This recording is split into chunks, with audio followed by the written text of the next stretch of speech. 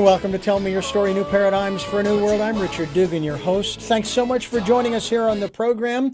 We are going to jump right into our guest. I'll give you all of the other preliminary information later on in the program so that you can get a hold of us and the podcasts and the video casts and the radio broadcasts and all the other good stuff that comes your way through Tell Me Your Story, including our guests.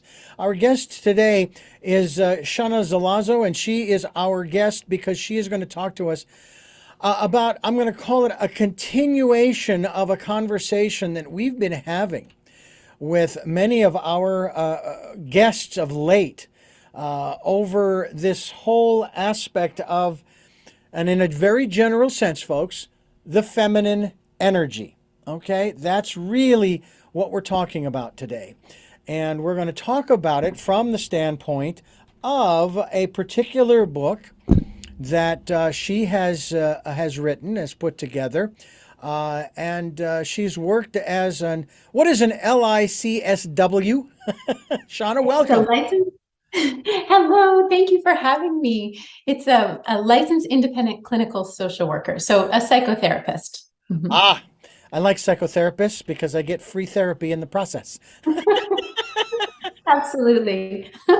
Well, you have a book that we want to talk about, and we want to talk about it in the ways that you have shared it in the book as well as on your website. The Way of Inanna. It's a heroine's guide to living unapologetically, and I wasn't going to mention this, but I'm going to anyway, just because I want to keep things accurate. I have a feeling that your publisher did not correct this because usually it's the word an, A-N, that precedes a word starting with the letter H in this case. So it should be an heroine's guide. I could be wrong. I'm not a professor of English. Don't get me wrong. But an hour, an honest day's work, etc., etc. I may be wrong, and maybe it works both ways. I was corrected when I found out that you can put ands between the words in a list or commas until you get to the last two words in the list. Then you put the word and. I found that either way is perfectly correct. So I don't want to, and of course you probably knew I was going to say that. You read souls. My soul is what it is, and there you go. It's nice to have you with us. And this conversation is near and dear to my heart because partly the fact that I was born into a family at the time that had only had two sisters. And then I had a brother follow me, and then I had two more sisters. So in one sense, my brother, my father, and I were a little outnumbered, but we made it just fine. We did just fine, and it's one of those things. Hang on one second here. There we go. And I wanted to find out how you, obviously as a female, Seana, what was the catalyst that made you interested in the feminine energy? We'll get into Inanna in a moment because I was doing a little perusing on the YouTube about Inanna. But what sparked your interest? In the divine feminine in general, or in Inanna? In the divine feminine in general. We'll get to Inanna in a moment. Wonderful. Well, first, the energy of balance is really what I have dialed into in terms of what's necessary to bring restoration and healing to the earth plane. And the energy of the divine feminine represents unconditional love, unity, compassion, non-judgment. And it's really, the goddess traditions were always about being in alignment with the masculine, not having dominance over. And so the wisdom of the divine feminine is really, really potent medicine for the earth plane today. And so it's pulled me because it feels like the antidote to the concept of separation and struggle and fear. So resurrecting the divine feminine is definitely a mission I'm connected to, for sure. Well, you bring a robust background of experience and education to this work as well, with both the traditional and alternative healings. And of course, in your case, as you've just expressed, you're committed to the balanced integration of body, mind, and spirit, but also the balanced integration of male and female energies. Because right now, and I've heard it put this way, and maybe you can help me with this, and maybe the goddess Inanna has something to say about this as well, that the patriarchal system is not only detrimental to females in terms of disregarding their part in civilization, it is also destructive to the male of the species. Talk to us a little bit about that. Absolutely. In the perpetuation of separation consciousness and the desire to have power over another, there is a perpetuation of fear that's constrictive. Fear is constrictive. And the opposite of that, the idea of love, is expansive. And our earth herself is in great need of healing. And we're really positioned at this time in history to evolve. So the idea of leaning towards an energy that is expansive instead of constrictive is really supportive. And so when we have this sense of domination, desire to have power over, there's a way in which that is limiting to those who are in that role, because it keeps them fixed. So we're all about expanding to a new paradigm. You know, it's funny too, because I've been married before and divorced, and then married again, and still married to number two, as it were. Not by any means second choice, but it's just the path that people take. But one of the things that has struck me over the years is some of the phraseology that's been used in relationships, in particular, and in music, and maybe even the poetry.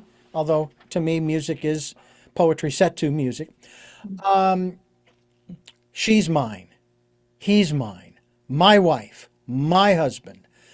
I mean, it's like such possessiveness that then fosters almost an obsession that borderlines, what's the word I want? Jealousy. If the partner has anything, it doesn't matter how innocuous it is, with the opposite sex, or if it's the same sex partners, the same sex. Mhm. And I've gotten to the point where it's like, well, no, wait a minute. Shauna, you're a free moral agent. You can do whatever you want. I don't control you. And I'll tell you what, if my actions come across as controlling, then I need to take a look at that and say, all right, how do I shift that so that I can't change your perception, but I can take a look at it and say, okay, so is there something I need to shift in my own mind?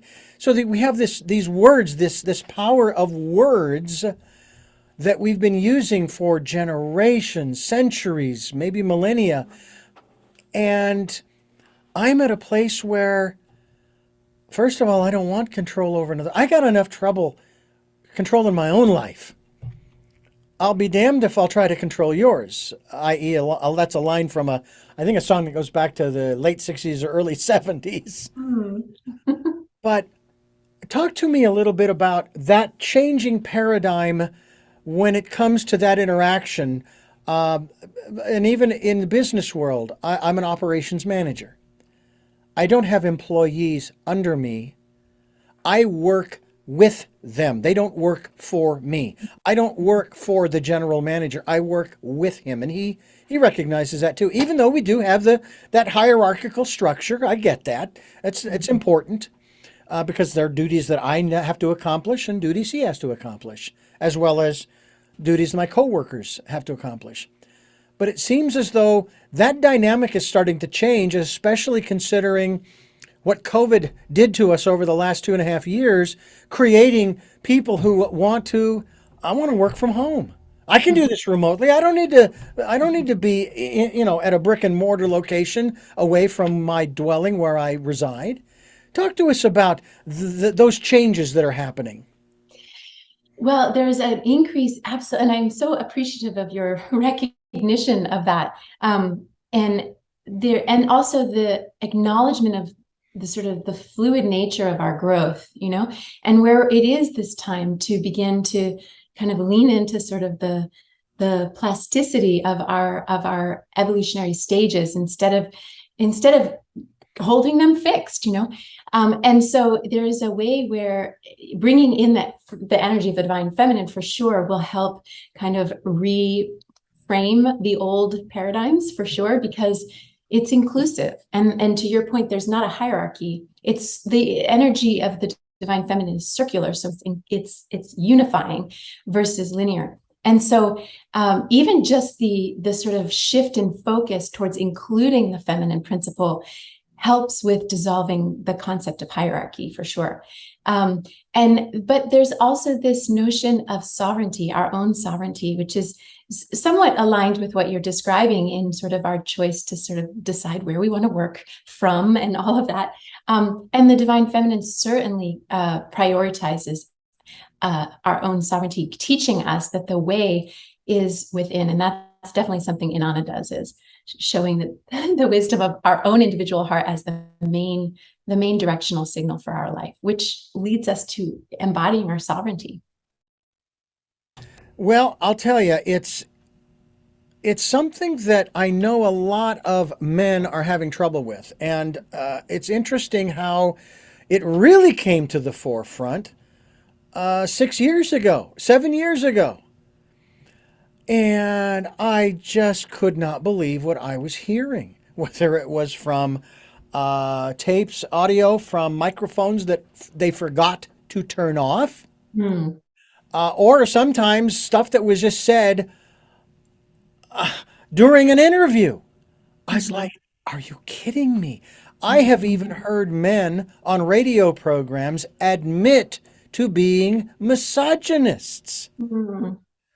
Now, I love females. I love the female form. I'm supposed to, as the person that I am. Okay? That's just me. And I don't put that on anybody else, any other male. Because you love who you love. You love what you love. And you can't question it. This is one of the things that I deal with some people who keep asking, I wonder why I like this, why I like that. I just wish I knew why I like this. Stop asking why. Just enjoy. Enjoy. It doesn't matter why right now. Just enjoy. And for me, I don't know why. I just do. And I don't know about you, you know, but you have your preferences. All right. Right. You have your appreciation. Mm-hmm. Quite honestly, it is a frustration sometimes when I listen to some of these folks talk about the attitudes they have towards other people, whether it be of the same or opposite sex, whether it be in regards to a relationship, physical or otherwise. And I'm hoping that things are changing. We're talking with Seana Zelazo. seanazelazo.com is the website. I guess I should spell that for you folks because you're going to want to go there. It's SeanaZelazo.com. SeanaZelazo.com. We hope that you will go there. And also get a copy of the book that we're going to be talking about as we continue here on the program.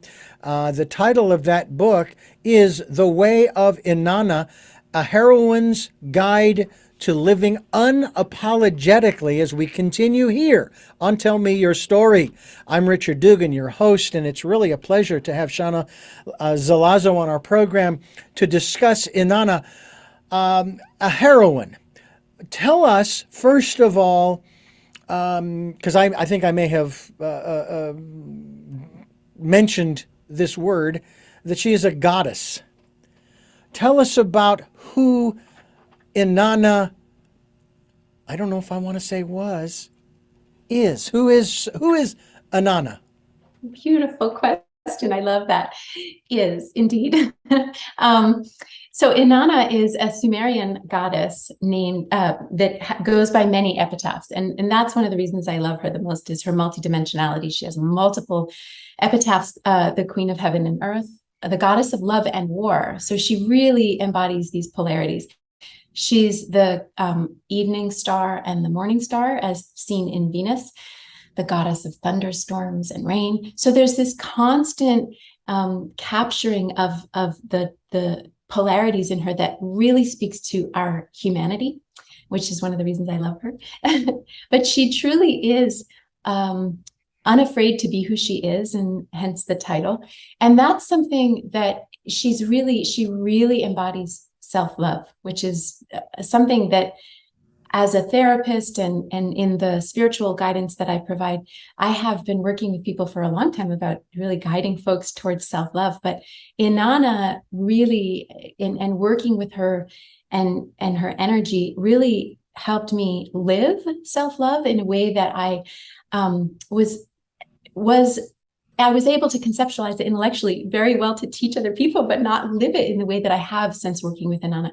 So her own capacity to celebrate herself, to embody her divinity, and that's also part of why I love her, is her capacity to bring spirit into matter. She definitely insists on her physicality, which again speaks to us in human form. It's instructive. Her path, the wisdom that she represents is really instructive in how to move towards our own ascension in the human form. And she definitely is a teacher of ascension. Her story, the descent of Inanna, really positions her as one of the first teachers of this, because she and it was then later emulated, the story of going into the cave for 3 days and 3 nights. This was later seen in other mythology and stories, and where there was a male in that role. So I love to lift up the fact that this really sort of, we can say, began on some level with Inanna, the divine feminine, as the teacher in this way.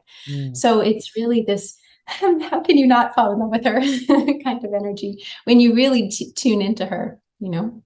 We're talking with Seana Zelazo. seanazelazo.com is the website. We will be linked to your website as well, so folks can go there while they're listening to or watching these interviews here on Tell Me Your Story. I'm Richard Dugan, your host, and I have a question. It's a rather brutal question, but I'm going to ask it anyway. Was Inanna, based upon what I've read about her, was she what I would put into the category of a divine sex worker of sorts, or was she just an out-and-out prostitute and whore? You know, the beautiful thing about her mythology is it's so multidimensional, so you can read it on any level. The way that I actually don't even see her in those roles at all. What I see her is as a being who recognizes the potency of feminine magic within the second chakra, within her. She uses the terminology holy vulva is used in her mythology, and she highlights it. It's very refreshing in the way that this was written at the time, and that these were concepts that were culturally accepted and were comfortable, clearly, for her people. And so it's more she represents an emphasis on understanding the wisdom in the second chakra and in the capacity, later seen in Mary Magdalene's capacity to anoint Jesus, that capacity of anointing, of supporting in evolution through the wisdom of the sacred womb and the holy vulva. Well, I was reading something, I think it was on your website, in regards to that very thing, and I'm not sure exactly where it was now, but it made reference to the fact that she gazed upon or looked upon her vulva, and then I can't remember if it was that she applauded herself. She applauded herself. She applauded herself. And I realize this is starting to get into territory that some people may find unsettling, but so be it. I warn you ahead of time. This may be unsettling for you. Not for you, of course, Shauna, but for our listeners. Most women and men, although men it's a little easier to do, have never really looked at their respective genitals. Mhm. And they've never been taught to have any kind of appreciation. They're usually taught how evil and vile and disgusting and dirty and so on and so on and so on. Our sexual organs are. Those specific sexual organs, because some would say that, hey, there's the skin and there's da da da da. But talk to us a little bit about how important, and I will share, I went through a program many years ago when I was living in Phoenix where we were in a co-ed group, Mhm. and we actually did that in front of the group. Mhm. And maybe at first there was some embarrassment, but what you began to realize was we all, males and females, we all have the same parts. Although each one's parts are just a little different. And they would set up, I think there were like 4 or 6 different categories of types for the female and then for the male. And then, of course, they described what those types were and sort of metaphorically what they meant or mythologically what they meant and so forth. Tell us why maybe an exercise like that is so important for an individual, even if they just do it for themselves, by themselves, in the privacy of their own home. Well, and that's that idea of releasing the shame that we might have accumulated throughout history around our sexuality, around our body, and especially for women, where when you conceptualize the idea of the patriarchy silencing the divine feminine, what I make reference to in the book and why I feel Inanna embodies this so well is this excerpt you're talking about, but she goes throughout her mythology, she references this.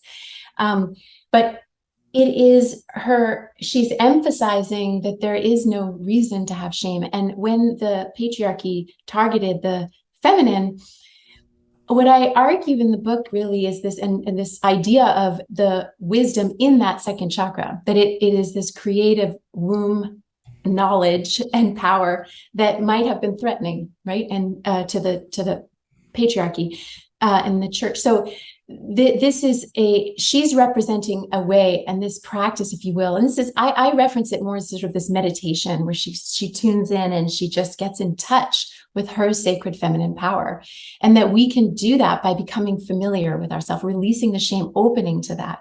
So this can be just really, an exercise of really just tuning into that center as a chakra, as a creative center, to allow us to activate that again and release the shame by doing so, I know too that this, because you made reference, I think, to this a little bit about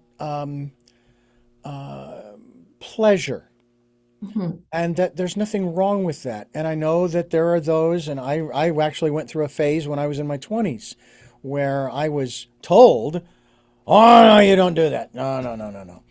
And yet I've learned since, especially when it comes to energy here, that energy, you need to keep it flowing, and that everything that has ever been or ever will be created by man and woman is created through the sexual energy, not the sexual act, but that sexual energy, the creativity. Does Inanna embody that particular aspect? Does she speak to that particular element of human existence and civilization? Absolutely. She has the capacity to decree fate. She's one of the 7 gods and goddesses in the Sumerian pantheon that have this capacity. And even that speaks to the idea of creating through using the wisdom of the second chakra to bring creation about, but that's truly part of her message, in the sense that she is, she's very human in this way, in the sense that she wants what she wants, and she goes for it. And she doesn't really have that much patience, right? There's all these ideas of these are concepts that are familiar to us as humans. And she makes it known that this is it's not a part of us that we have to disavow, She represents the divine, but also has these characteristics that we can see in ourselves. And so she's reminding us of our divinity, which has the capacity to create. And that's that creative energy you are describing. So yeah, absolutely, she represents that and puts that in our hands as information that can help us be conscious of that to create a reality we desire, really one based on love. That's the emphasis and my hope behind the book is to put that responsibility back in our own hands, to lift our vibration, to weave a reality that reflects love and unity. It seems to me too that if somebody feels as though they are imprisoned by another person, if they are, and I don't mean literally, though that has happened and we've seen all those news stories, but more they feel that this person is trying to control them, that this person is trying to hold them back, etc., that it really isn't the other person that's doing that, it's them. Right. And that's one of those areas I think that people need to take a look at, because every time I seem to turn around, especially over the last 6 years or so, I'm hearing people saying, it's so and so's fault that we're in the situation we're in. It's this group's fault. It's that group's fault. It's that government. It's those people's fault. And I'm going, no, it's not. If you choose to allow yourself to be imprisoned and controlled, then you will be imprisoned and controlled. Now, I'm coming from the perspective of male. Gee, I don't know why that would be.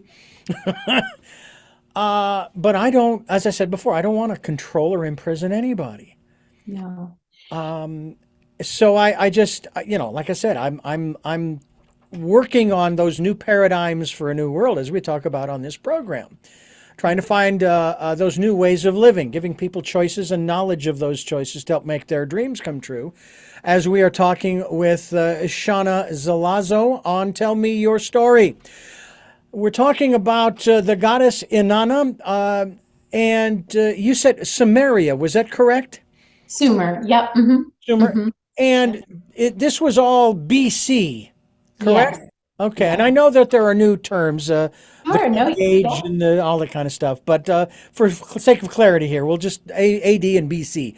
How far Yes. back, how many thousands of years back are we talking? So over 4,000 years. So you can go back as far as five. You can go, I put it in the ballpark of over 4,000 to be more inclusive. But to your point about that idea of what we can do, it's this shift internally, and that's the message Inanna is making. She's saying, hey, look, you can transform your own vibration, like you're talking about. If you want to not feel trapped, transform that inside by healing the wounding that's present within yourself, to create an access to a felt sense of liberation within that then translates externally. So It she's doesn't seem to definitely take much either, does it? right. Well, some might argue that process of looking and doing that shadow work with healing the wounding is hard, but it always yields such a significant shift in our reality that's always so worth it. Yeah. What are some of the activities that you participate in, or have, I should say, participated in, that have freed you up to live your life unapologetically? Oh, so many. Certainly, the inner work for sure. Definitely doing the inner deep healing work for sure. And various modes. I, of course, am an advocate of psychotherapy, but then there's also these being a psychotherapist, but then there's also these beautiful other modalities that really you're going to know for yourself, whether it's through acupuncture or whether it's through shamanic approaches or that. But for me, one of the most significant, really concrete ways of liberating myself has been through surfing, because the metaphor of it as a surfer, there's so much that you have to let go of and you have to be in the moment.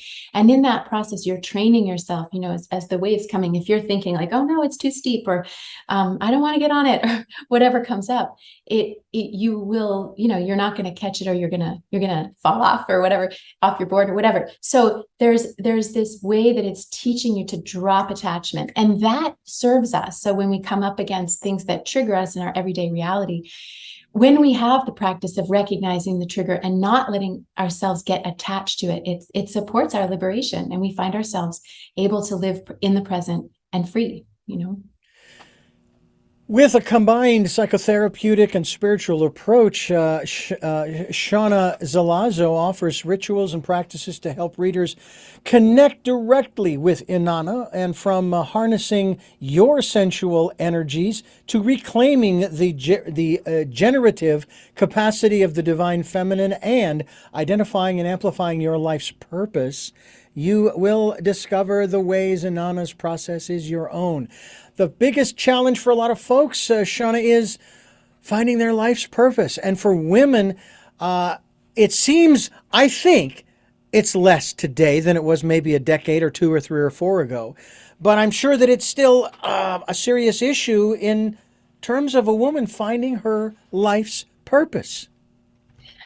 That's definitely one of the things that is sort of top of mind or the top of folks' lists when they come see me, Mm-hmm. you know, to find what is my purpose. And, you know, the understanding of self will provide that clarity. And when you're, you know, there's so many ways in which if we are able to access a vibration of all of those beautiful spiritual principles of compassion, unconditional love, you know, the high vibration energy, it becomes clear. We're not working in a place that is constrictive in that way. So it becomes evident. And it may be literally just that we are working to lift our vibration so that we can lift the planet's vibration in the process of doing so. So when we get clear about ourself, when we come to know the self, we get clear about what it is we're here to bring forward. And when we access the energy of being unapologetic, we allow ourselves to share that. And so for some folks, you know, if they have historically, if we can talk about past lives here for a second, Yes. you know, if you have, you know, we are who we are. Certainly, we show up in you know, different physical presentations in different geographical locations from lifetime to lifetime, but the core essence of who we are is who we are. And so if we are someone who is driven to supporting humanity by uplifting humanity, or we're driven to seek truth, or we're driven to understand the great mysteries, there's going to be a resonance of that from lifetime to lifetime. So if you think back in history, that, you know, these particular orientations might have yielded quite a bit of resistance, you know, being someone who's a truth seeker, or you know, somebody who's drawn to liberating others, you know. So doing that, if this is our mission, and in doing this, we have this energetic resonance of fear of, oh goodness, what happened the last time we did this, you know, in history 2000 years ago, that may impact our relationship with our mission. So when we do our work and we heal the wounding internally, we feel safe to begin to share what is our truth. So that's also part of this unapologetic energy of, like, you know, really knowing what we're here to do and just bringing it forward. Absolutely.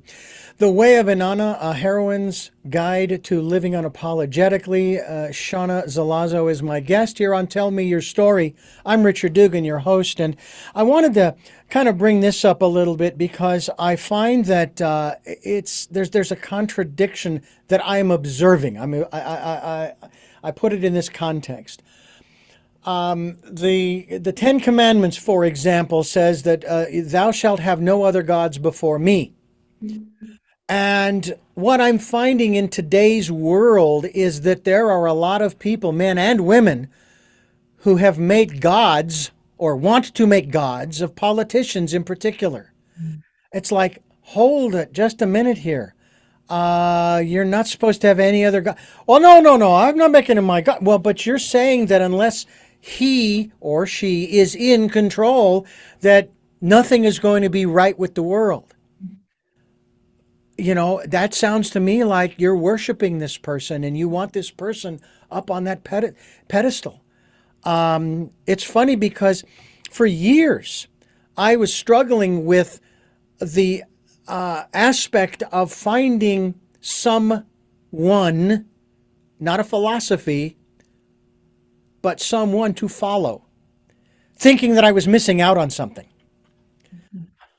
And honestly, I've never, A, found someone, and B, I have actually lost the desire to find someone. My goal is to search out those different philosophies and glean from them and incorporate them into my life. What is Inanna's way in regard as a goddess? What is, as you say in the title of the book, what is her way? I'm so glad you asked that question because what she, as I mentioned, she represents she embodies her polarities and she's completely multidimensional. So when her way really is not a singular way, her message is the heart. So it really speaks to what you're describing is her way is whatever your heart is, your heart's perspective is, and it's really individual. But ultimately, this is bringing our consciousness into the center of love and unity, and what that means to you. And there is not a need to have a sort of someone as a gateway. It's in you. It's right directly accessible within you, and that's really the message. So she's not indicating a singular way, but she embodies what is the way, which is it's up to you, and it's through the heart, your heart.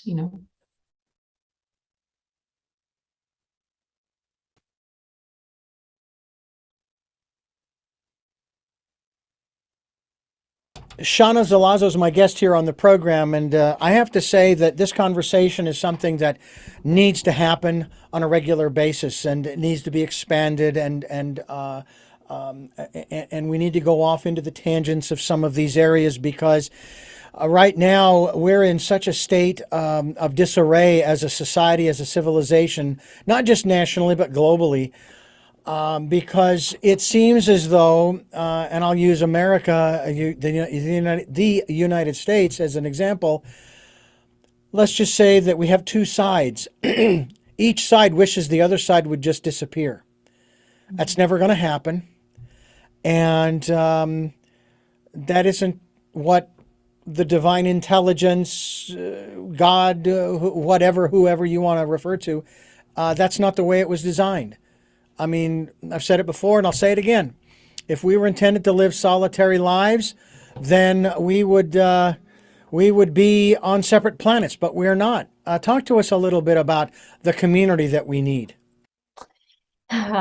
This idea of inclusion, and that there's not that our going back to this idea of our heart being the sort of main indicator for us, it tells us who we are, and to be an acceptance of that, right? To open the self to who we are individually and as a collective. So that drops the idea of separation. It brings in the idea of unity consciousness. And she's very, she represents this idea of one of the chapters or gates that I have in the book is called Transcending the Binary. And she provides this other way. And this really is sort of like this middle way, meaning whatever that is for you. You don't need to be confined into one particular area. Mm-hmm. And also she really represents evolution. So she doesn't want to be bound in any way because she's aware of evolution. She's aware that we're shifting, and she makes room for that. She makes room for things to be upgraded.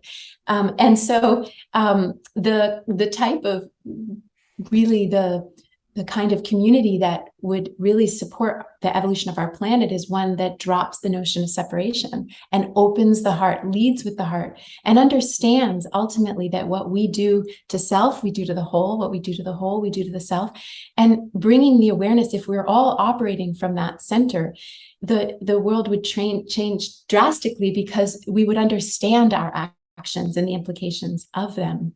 And we would want to receive. We would want to experience ourselves sharing love because of the ways in which it uplifts us as well as the whole. So a community based on love and inclusion, for sure.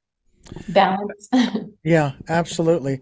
There is a word I've talked with my guests about over the last few months that I don't want to use because it has a lot of baggage with it, in spite of the fact that it's being used maybe in the media and so forth. And that's the word tolerance, because tolerance carries with it judgment.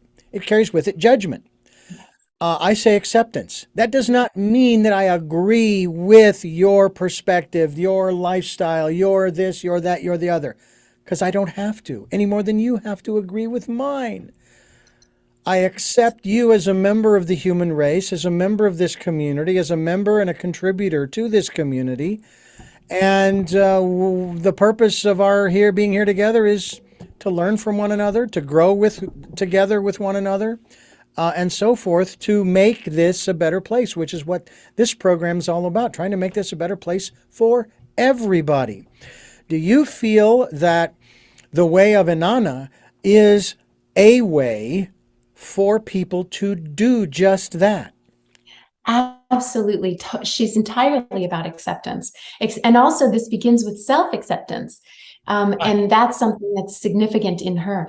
Because ultimately, to your point, if you take a zoom out lens perspective of each of our lives and the decisions that we're making and the circumstances in which we find ourselves, if you hold the lens of karma being balanced and lessons being learned, how can we judge another? We don't know why this is playing out based on and how it's supporting perhaps a karmic balance that needs to be brought forward. Or Mhm. so it invites us, her the energy that she embodies of self-acceptance is really her teaching about that it begins with us. Ultimately, this is one of the most, and why I find, even with my training as a psychotherapist, why this is so significant, because it always shifts first internally to be brought about externally. So she's this really original sort of teacher of that, one of the original teachers of that. Reminds me of the phrase, as above, so below, as below, so above. It's in my book. Because absolutely. Yeah. This is why I love her. I have to say that, I don't know, 30, 40 years ago when I was dating and meeting different people, and I would find out about the traumas that they had been through, and I'm going, and 99% of the time it was by men. I started to become ashamed to be a man, to be a Mhm. part of that aspect of the human race. I'm going, you know what? I think I'm going to change. I'm going to change because I don't want to be on that team no more. And yet that I'm not going to do that, of course, but it's so frustrating when you see these different programs that talk about all these horrific things that happen to other people at the hands of. And one of the things that's been shared on this program is that we're all here to fulfill a particular contract we signed before we came here into this lifetime. In other words, we are living out the role we chose to live. Now, I realize this is a real hard one for some folks to stomach because they want to blame the other person. And that's not to say that they are to blame. Don't get me wrong. But you came here, I came here to have certain experiences. And the human personality judges those experiences. But the divine essence of us, if I am correct, observes it for what it is.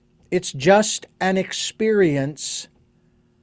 The universe doesn't judge it as good or bad. It just says it is what it is.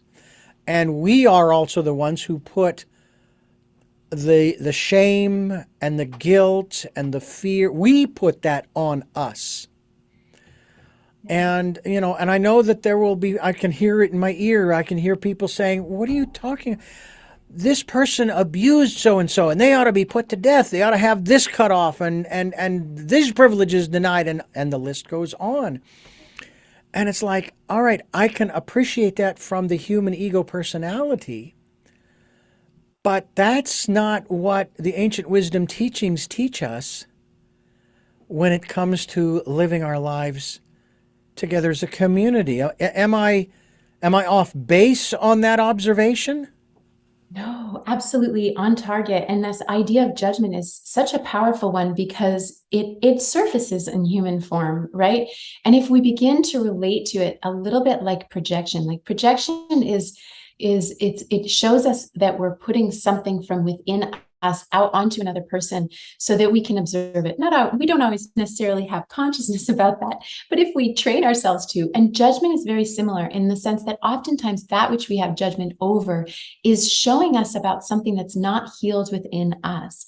So we can, instead of, when we walk the spiritual path, we may feel like very ashamed that judgment surfaces, but it's not so much that judgment surfaces that's the issue as much as what we do with that judgment. Because if we use that judgment like a personal trainer that says, hey, you have an opportunity here to train your capacity to open yourself, your heart to whatever it is that you're feeling judgment about within yourself. It's a training mechanism. It's a soul training mechanism. So it's a constant shift in perspective that's being invited in here with that. But you're right on in the roles that we play and why, again, this idea of like something might be happening. There may be a circumstance that on the surface looks like someone, let's say, is, I don't know, hurting another person's feelings or something. But if those people were supposed to play that role for each other because that was balancing a karmic situation that they agreed prior to this lifetime to balance together, it doesn't serve us to judge that. And actually it becomes something where, we go, if we look at it like that, it brings us to your beautiful word of acceptance. We go into acceptance, and it's a much smoother ride for sure. Yeah. We're talking with Seana Zelazo. She has a beautiful book that I think you might consider picking up. It is called The Way of Inanna, a heroine's guide to living unapologetically. Now, granted, this is coming from the feminine energy perspective. What's been the reception as you have talked with people about this from the male side of the equation? It's such a great question because ultimately, again, I want to emphasize one of the things that I find really the most inspiring about Inanna is that she is a balance of the two. So she's a warrior, and she's also a completely, sort of gentle, devoted lover at the same time. And so she has this warrior energy to her. Is really, we're not, again, disavowing any aspect. We are our most powerful when we are balanced. And she's really representing that both for us as individuals, but also as a message for the earth plane, for the planet, it's herself, is this coming back into balance. So the reception has actually been really wonderful from the masculine thus far. Primarily, I would say because of that. And there's this, to your point, what you were describing earlier around your felt sort of compassion for the individuals that would share their trauma with you at the hands of the masculine, that, it's an invitation to do what you're doing, which is stepping into this role as an ally to support the shift in paradigm, which is so beautiful, Richard, that you're doing. But that's really been the reception that I've gotten from the book, is this acknowledgement of like, yeah, balance, that's the way. So it's been very wonderful. I think that's also one of the things, too, that was a misnomer when in the 70s they were trying to pass the Equal Rights Amendment. I think the attitude was, oh, women want to take over. No, they don't. They just want a piece. They want a piece of the pie, so to speak. They want to share in the development of our society, even though I think that on one level there was, I think it was only slightly misdirected, that they already are. Not just by virtue of birthing every human being that's ever lived, okay, but nurturing and being the caregiver and those aspects. And I'm not the kind of guy, as you hopefully have already figured out, who believes that a woman needs to be in the kitchen barefoot and pregnant. First of all, she wants to be in the kitchen barefoot, fine. I think we have enough kids. There are enough kids who need homes. Let's not get any more pregnant people pregnant or get any more people pregnant. Let's start adopting. Let's start taking care of the ones that are already here. But with that said, I still think that there was a disconnect. And I think it was misinformation in regards to what the Equal Rights Amendment actually would do. But I also think, and I'm wondering from your perspective, you said as above, so below, or as within, without, that unless women found their own equal rights within themselves, again, I think maybe using that phrase, living unapologetically, it wouldn't matter what amendment they passed. It's kind of like I heard this phrase regarding slavery. When slavery was finally abolished, the Emancipation Proclamation was signed by Lincoln, and all of the blacks were freed.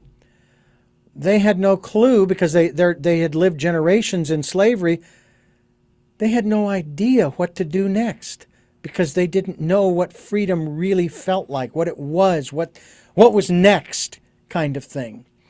And I think maybe women were in that same boat because for generations, they were told 2 cars in every garage and a chicken in every pot, and the American dream of the white picket fence and the house and this and that and the other. And now all of a sudden, they're sort of being told by some women who they're gesticulating, we want our freedom, we want, and so forth. And they don't really know what that means or what that entails. They just know that they want more in their lives. You think that attitude, if you will, do you think it's still prevalent, or do you think that's kind of washed away considerably and that women don't really need an equal rights amendment? They've got the power. And again, it's not usurping power. Right. Well, and that's a really wonderful distinction is in the goddess traditions. There really isn't this emphasis of the feminine dominance. Dominance isn't a word in that lineage, if you will. It's sharing and being, side by side, right? But it's this really beautiful idea that you're raising of really focusing on healing that experience internally, to accessing that felt sense of liberation and healing. That the notion of unapologetic is also, is really about owning your power and not feeling as though you need to, diminish your light by embodying, when you own your divinity, that when you free yourself to embody that it doesn't need to be something that you're worried will hurt someone else's feelings. We can just share it to help inspire others. And it's not an in your face kind of unapologetic. It's a I'm no longer sorry for being my glorious self, that kind of energy, because I've healed and I recognize my own divinity. So it always does indeed start internally, And what I find interesting too, and I remember I was interviewing a woman who was, a pretty strong, assertive feminist, and we were going through this phase in our country in particular where, women, they're afraid to go out and walk about because of being leered at or maybe slapped on the bottom or this or that or the other, like some men will do in restaurants and this and that and the other. And I said, well, it's weird because I'm afraid to go out there and look in the direction of a woman who could then accuse me of some crime. To which she said in a very terse tone, "Welcome to the club, Richard." And I thought, whoa, hey, calm down. I'm just saying, okay, I understand where you're coming from, And I know that, there's this whole attitude of, they talk about white privilege, for example. Mm-hmm. And then they talk about male privilege. Mm-hmm. It's like, I'm just living my life, Shauna. I didn't do anything. I don't think I've done anything wrong. And yet I'm painted with that same paintbrush that all these other men who we've seen in the news over the last many years have done. In other words, I'm guilty by association. And it's such an interesting perspective to really, this is that invitation that Inanna represents of like unifying. Because when we truly drop into the heart center, we open to the experiences of all of us, of each of us. Mm-hmm. And so we begin to understand and have compassion for their lived experience, right? And it does shift how we behave on some level where where we learn. This isn't saying this is, and this is one of the beautiful things about what Inanna embodies, is there isn't a need to judge maybe we have evolved, and so maybe we may engage in a way that's different than how we used to. Maybe what we do now might be subtly different because we see it from a different lens. But there's no reason to judge from before. We just simply embrace the evolution. And, this idea of really listening to the lived experiences of others and letting that help influence our evolution, that is supporting unity. So it's such a wonderful conversation to have. And, for sure, right? Like when we check in with our own motivations, but we can see, am I engaging with this consciously? Like what you're talking about, privilege, white privilege or male privilege or whatever, that it's such a powerful thing to understand it, because it's only going to make us live more consciously and therefore more aligned with the heart. So it's just this beautiful way in which to grow, I guess to finish that statement that I was making, men are guilty by association and women are victims by association. And in the 80s, I went through LifeSpring, which was sort of an outgrowth of EST. And that was a period of time in the 80s when we were going through victimhood. It was somebody else's fault. And then we kind of moved from that, it's my mother's fault that I'm this way, which I never blamed my parents for the way I am. But nonetheless, and then we moved into working towards dealing with codependency, and then learning more about interdependency and all of those aspects. And then all of the sudden, the 2016 presidential campaign, I've dubbed the campaign of victimhood. All over, we're right back where we started from. It's somebody else's fault that we're where we are. And it's like, no, it's not. If we're in a bad place, we did it to ourselves. Now, I don't think we're in a bad place. And I know there are going to be people who are going to have their stories, and I get that. But it's like I was taught when I was working for a Christian radio station back in the 80s and 90s. If you're looking for the devil, you're going to find him under every rock. And if you're looking for God, you'll find him under every rock. It's all about your perspective, all about your focus, isn't it? Absolutely. And there's an opportunity to by shifting our focus towards, compassion, support, non-judgment, we lift our vibration, which it's all frequency. It's all our frequency. So it's very powerful. But yes, and when we could choose to shift our perspective towards love instead of fear, that definitely supports everything for sure. Seana Zelazo is my guest. seanazelazo.com is the website, and we certainly hope that you will avail yourselves, folks, of the book, The Way of Inanna, A Heroine's Guide to Living Unapologetically. I find it interesting that in the context of Christianity, they actually have an area of study called apologetics. And I've often thought, since when does God need defending? I've always found that fascinating. Plus the fact that they always talk about a personal relationship, and then they want to stick their nose in and and try to determine whether or not you've done all the right things, you've said all the right things, you're saved, you're not saved. It's like, wait, hold, stop, back up. Or as I used to say, mask up, wash up, back up 6 feet. It's a personal relationship, i.e. a relationship between me and my Creator. Okay? Not between you, me, and my Creator. And my father kind of epitomizes that. Man is 91 this year. Mother just turned 88. Celebrated their 65th wedding anniversary last June. I know very little about his spiritual underpinnings and so forth because he kept it to himself. And I'll be honest with you, that's okay. because it's his personal relationship, however he views it, however he lives it. And I wish that the people would keep their nose out of my business and your business. We're just trying to understand, right? We're just trying to make sense of it all. And it seems to me like the goddess Inanna has helped you to find some understanding. Absolutely. She absolutely has. We are talking with Seana Zelazo, and this is Tell Me Your Story. I'm Richard Dugan, your host, and it has been a pleasure to have you on the program today. And I'd love to continue this conversation. And thank you for what you have done for this program, as far as your being here on the program and talking about the way of Inanna. Maybe I'm wondering about some other works that you either may be working on or that you've already put out. I know you have a lot of articles, but do you have another book in the works?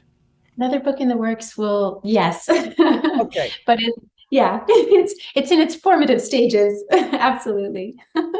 And it's been such an honor to connect. Thank you so much. Well, thank you so much. I really appreciate it. I really do. And I am going to let our listeners know before we go to our final three questions that I like to ask all of my guests, that you are listening to and watching Tell Me Your Story, New Paradigms for a New World, where we're giving you choices and knowledge of those choices to help make your dreams come true.